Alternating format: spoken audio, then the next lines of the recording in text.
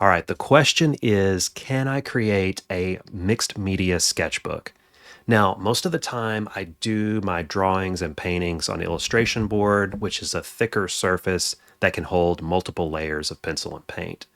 But it would be nice to occasionally do maybe a quick sketch or just an experimental little painting that could easily be stored in a nice book like this and just placed onto a shelf.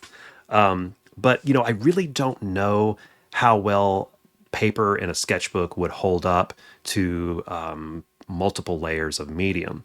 Now, this is an inexpensive sketchbook. It's just regular drawing paper. So I don't know really what's going to happen. But we're going to go ahead and we're going to do a drawing and we're going to paint it and we'll find out.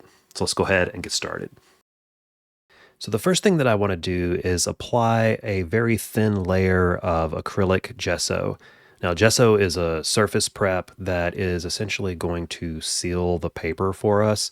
And I feel like this is probably going to be the most important step for this like mixed media experiment that I'm trying to do because having this gessoed surface is going to allow me to layer some of those different mediums that I want to use.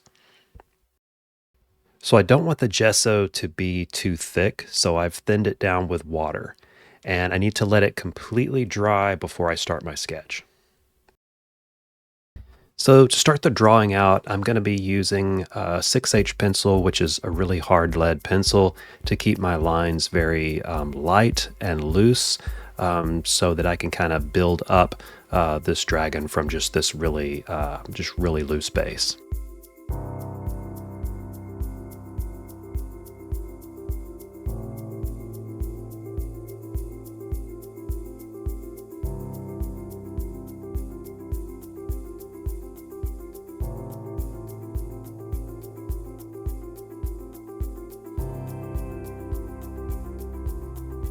I also keep a really loose grip on the pencil at this stage because I don't want to get bogged down with any details. I really want the pencil to stay kind of light and just keep it kind of dancing around the page to build this drawing up before really focusing on details.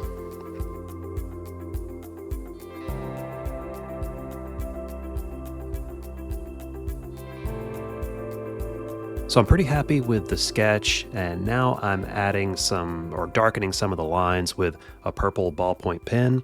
And I'm thinking that maybe some of these purple lines will show through some of the layers of paint, and it's just going to maybe create some nice color interaction or just some interest in the line work.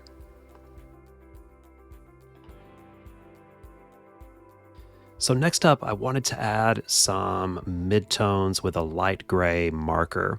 Now, one thing I didn't really anticipate was how the marker was going to move around the purple ink lines. And my first thought was, oh, uh-oh. But I decided, to just go ahead and roll with it because it's kind of creating this nice purple midtone, which again is probably going to have some interaction with the paint, or you'll be able to see some of it through the transparent paint colors.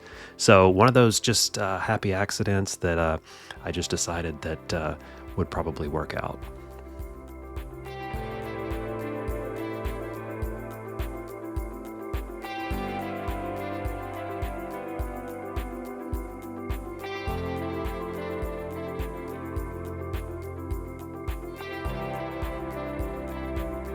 So at this point, I'm finding the interaction between the ink lines and the alcohol marker to be pretty satisfying. I think it's creating a really painterly-like midtone, and I'm probably gonna just file this away in the artistic bag of tricks to try again and experiment with in the future.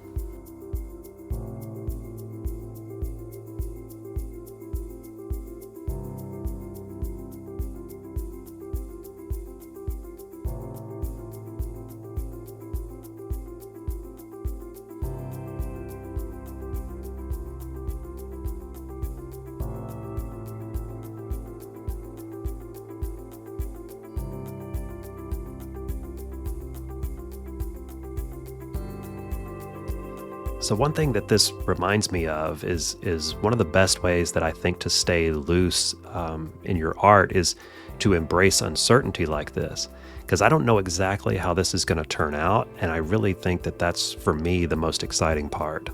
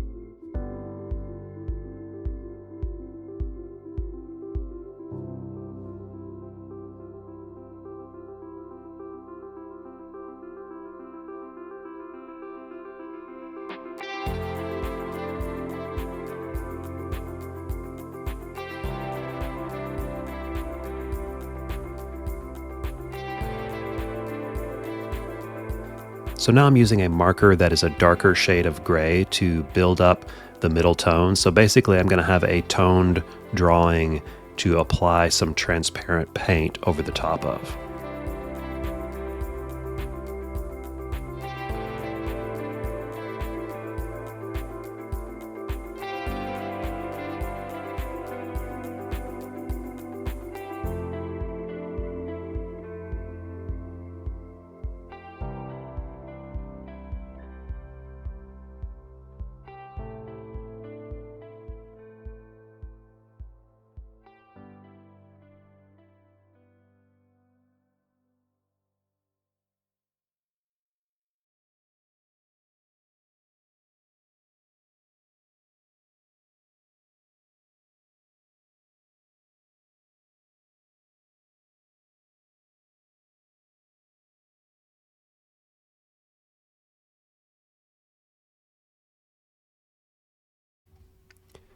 Working like this, I tend to jump around from one area to another. I think it's for a couple of reasons. I tend to not want to fully commit to any certain area just yet. Like, I don't want to apply a bunch of tone to just one area. And then I also want to try to keep a balance. So I'm kind of moving around, making sure that everything is balanced as a whole.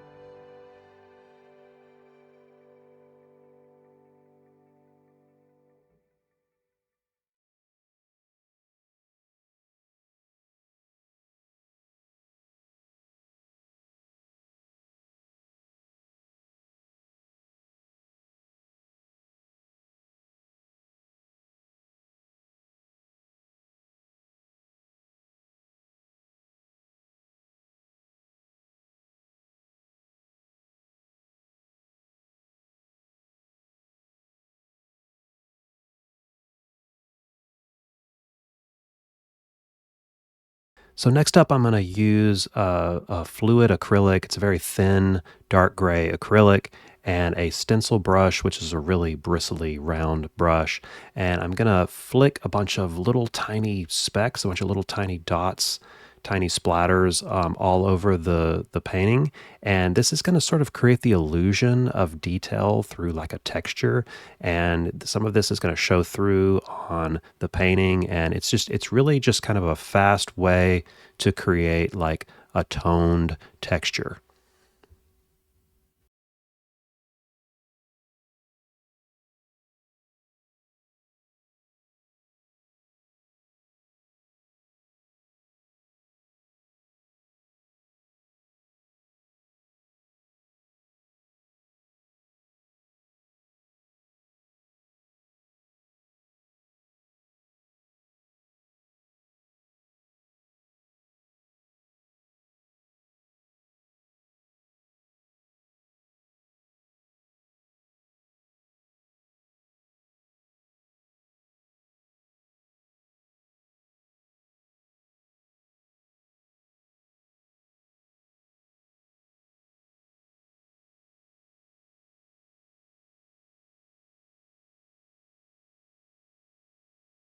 Okay, now that all those tiny little specks are dry, I'm going to use a large flat brush and apply a very thin layer of gouache. And I'm going to start with yellow ochre as my first color.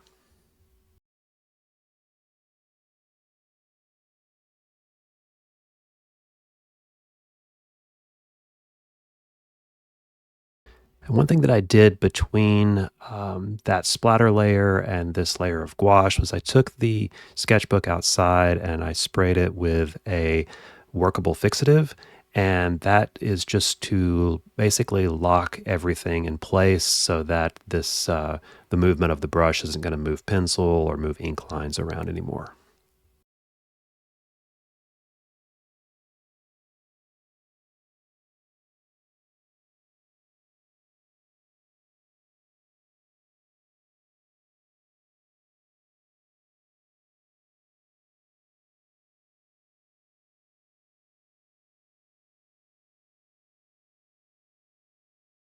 Okay, my first layer of color has dried, and now I'm going to use a smaller flat brush and a mixture of cadmium red light and raw sienna to start working in my next layer of color.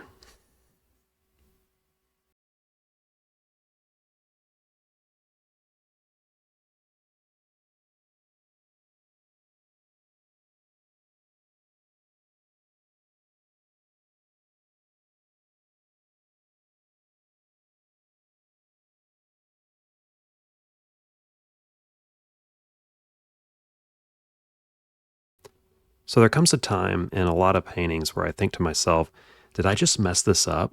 But really, if I just don't let that stop me and I just kind of push through that bit of uncertainty, oftentimes it will work out in the end and I will typically find a solution, or if I just trust what I'm doing, the painting will begin to come together.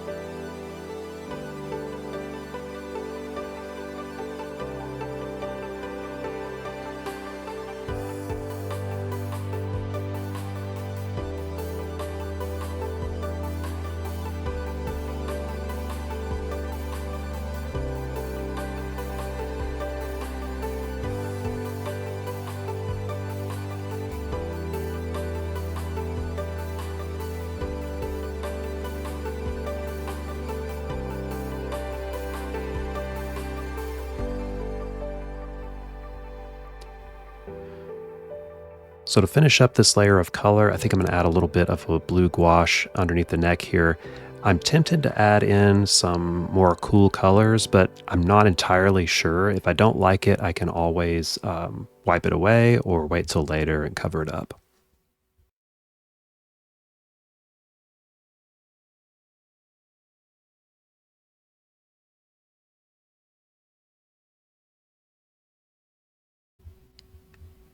All right, now coming in with a little bit of black gouache just to deepen some of these shadow areas a bit.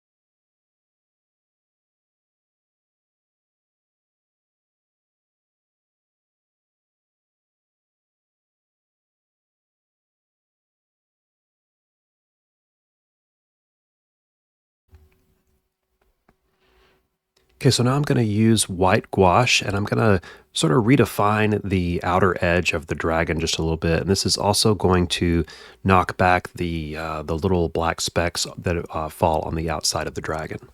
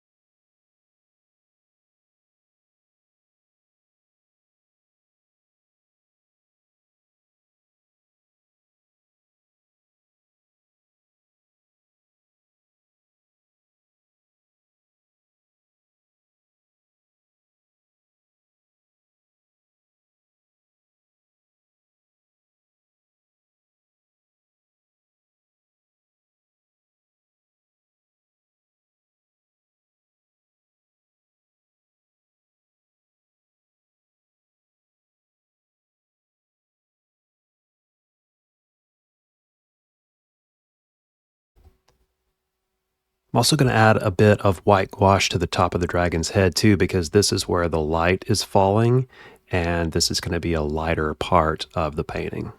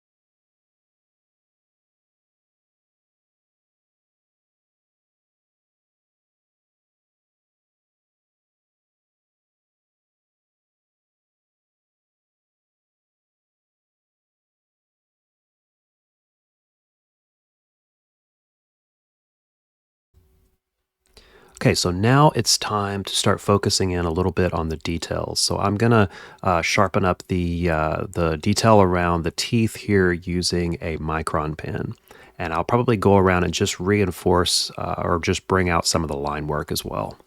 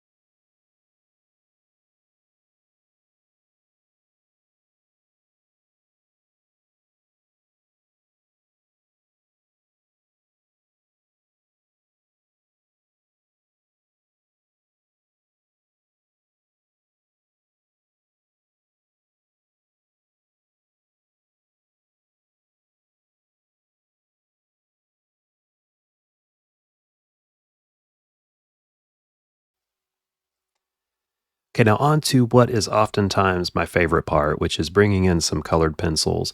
And I really want the reds and oranges to be brighter and more vibrant. So I really think that the colored pencils are going to be able to accomplish this.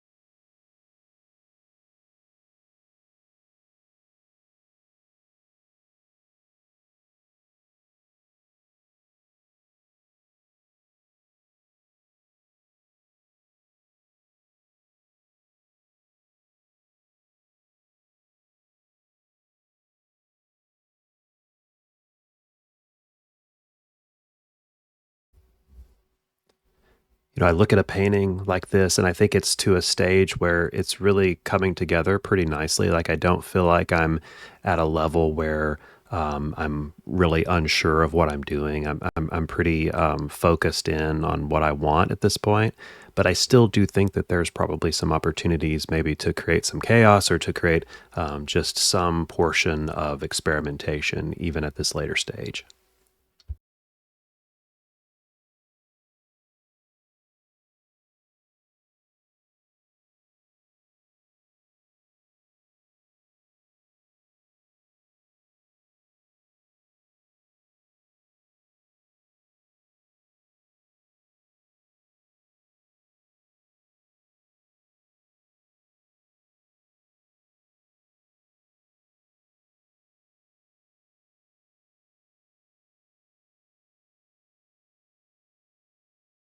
So something that is new for me is acrylic markers.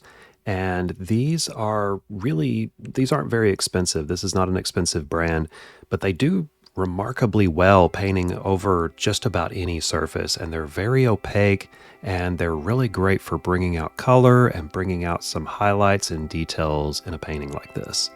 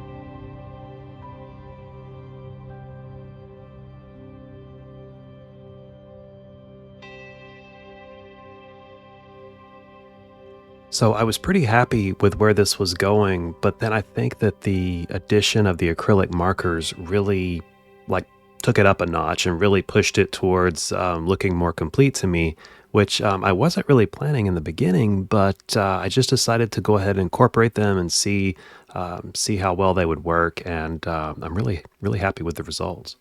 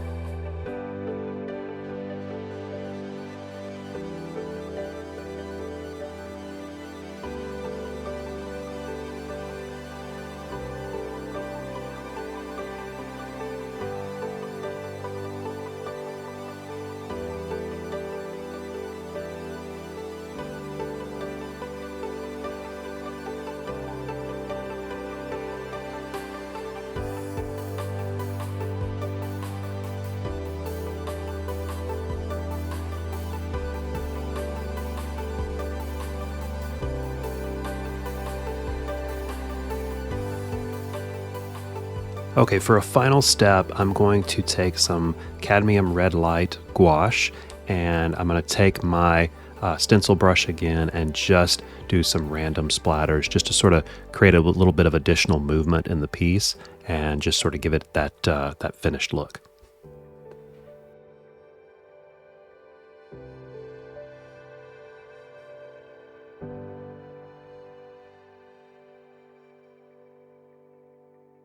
So this turned out a lot better than I expected it to. I really thought that the paper was going to buckle or maybe even tear, but it held up, and I'm really happy with the results. So this is page one, and there's lots more pages to go. So there's going to be a lot of opportunities for more videos.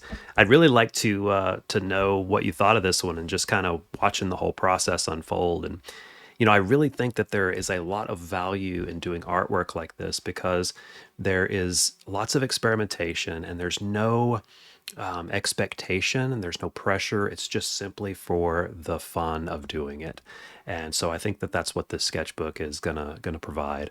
Now, I am doing lots of like art tutorials and videos over on Patreon. There's a community there where we're sharing work and encouraging each other, and you are more than welcome to come and join us there. Now, again, I hope that you enjoyed this one, and until we get to page two, I hope you enjoy your next painting, and I'll see you soon.